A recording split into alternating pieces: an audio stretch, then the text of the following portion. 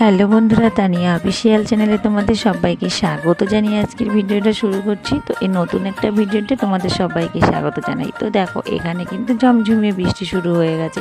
এত পরিমাণে বৃষ্টি হচ্ছে যে বাইরে না পারছি বেরোতে, না যাচ্ছি কোথাও ভিডিও বানাতে। তাই তো ভাবলাম যে ভিডিও আর করবোই না, রাগ হয়ে গেছে। এত বৃষ্টি হলে ভিডিওটা বানাই বা কী করে বলো তো? ঘরের মধ্যে থাকতে বোর হয়ে যাচ্ছে। এদিকে কিন্তু জিমিসোনার শোয়াটা দেখো দারুণ লাগছে। আর আমি কিন্তু জিমিসোনাকে বড্ড ভালোবাসি, আমার খুব মায়া হয় ওর জন্য, খুবই কষ্ট লাগে আমার।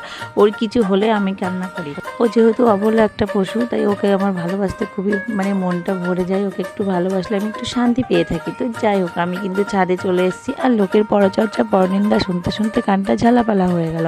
ভিডিও বানানো দেখলে কিন্তু মানুষের গায়ে জ্বালা করে। আরে বাবা, তোমরাও করো না ঘরে বসে কাজ, তো কি হয়েছে? কিন্তু মানুষের পিছনে না লেগে নিজের চরকায় নিজে তেল দাও। কিন্তু সেদিকে করবেই না।